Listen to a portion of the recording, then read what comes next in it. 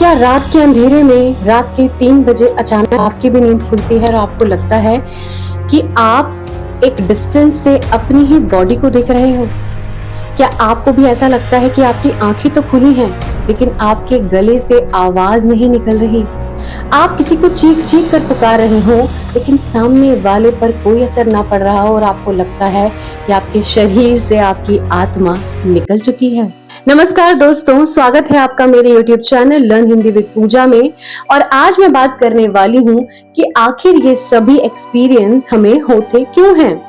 तो दोस्तों घबराइए मत, ये कोई ऐसा एक्सपीरियंस नहीं जिससे आपको डर लगना चाहिए, बल्कि इसे हम स्लीप पैरालिसिस बोलते हैं। दोस्तों स्लीप पैरालिसिस क्या है? जब हम सोते हैं उस वक्त हमारी जो स्लीप है वो विभिन्न स्टेजेस में होती है।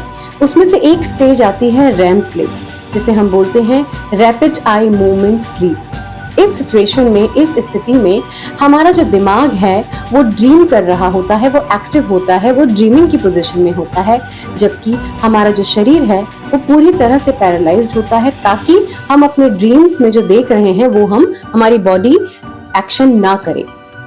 लेकिन कई बार ऐसा होता है कि उस स्टेज में क्या होता है, हमारा जो दिमाग है वो जल्दी एक्टिव हो जाता है, वो उठ जाता है ड्रीमिंग स्टेज को पार करके, लेकिन बॉडी को अभी भी संकेत नहीं मिला कि हमें उठना है। तो ऐसी स्थिति में हमारा दिमाग जल्दी उठ गया लेकिन शरीर अभी भी सो रहा है, तो हमें स्लीप पैरालिसिस इसे कहा जाता है। और इस समय हमें ऐसे एक्सपीरियंस होते हैं जैसे हमारी जो आईज हैं वो ओपन हैं बट आवाज नहीं निकल रही। इस सिचुएशन में हम देख सकते हैं, क्यों? क्योंकि हम ब्रेन के माध्यम से, हमें ऐसा लगता है कि हमारी आंखें जो हैं आईज मूवमेंट हो सकती हैं लेकिन हमारी बॉडी नहीं हिलती है। हमारे हाथ पैर जैसे किसी ने जकड़ लिए हो, किसी ने हमारे हाथ पैरों को कस के पकड़ लिया हो, तो हम मूव नहीं कर पाते, लेकिन हम अपनी आईज को मूव कर सकते हैं। हम कुछ बोल नहीं सकते, तो हमें ऐसा लगता है कि हम देख तो पा रहे हैं लेकिन हम बोल नहीं पा रहे और घबरा जाते हैं। तो स्लीप पैरालिसिस में दोस्तों ऐसा ही होता है। बहुत से लोगों को हेलुसिनेशंस भी होते हैं, लेकिन यदि आप ध्यान से इस बात को सोचेंगे कि क्या उन हेलुसिनेशंस के बीच में कभी आपको ऐसा लगा कि वाकई आपने किसी ऐसे इंसान को देख लिया हो जिसे आप आत्मा कहेंगे या भूत कहेंगे? नहीं। स्लीप पैरालिसिस में हमेशा ऐसा होता है कि आपको घबराहट होती है कि शायद पीछे कोई खड़ा है, शायद कोई तो बगल में है शैडो, लेकिन वास्तविकता में वो होती नहीं है और न ही आप उसे देखते हैं। आप उसे एक्सपीरियंस करते हैं, बस उस डर को एक्सपीरियंस करते हैं। क्यों? क्योंकि आपका दिमाग जल्दी एक्टिव हो गया है लेकिन बॉडी अभी भी पैरालाइज्ड है। तो इसे हम बोलते हैं स्लीप पैरालिसिस। तो इसमें घबराइए मत दोस्तों, और ना ही इसमें टेंशन लेने की कोई बात है।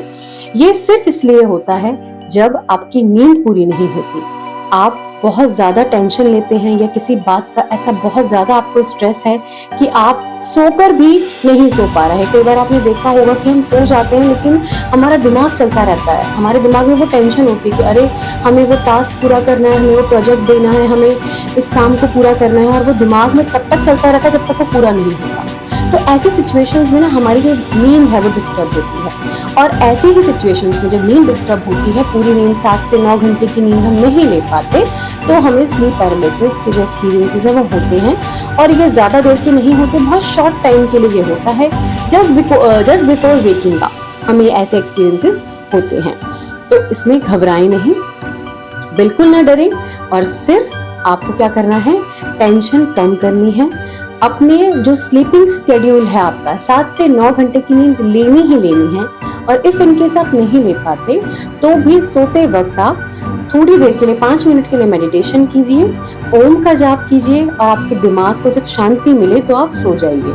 सोने से पहले मोबाइल फोन का बिल्कुल भी इस्तेमाल नहीं करना चाहिए, क्योंकि जो उसका जो रेडिएशन होता है उसका इम्पैक्ट आपके दिमाग में बहुत देर तक रहता है।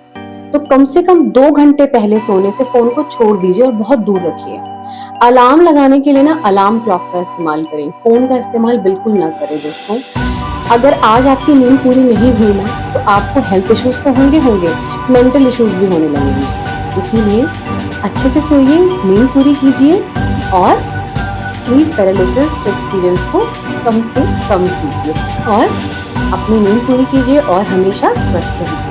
तो अगर आपको ये जानकारी पसंद आई हो तो मेरी वीडियो को लाइक करें, चैनल को सब्सक्राइब करें और ज़्यादा से ज़्यादा शेयर करें।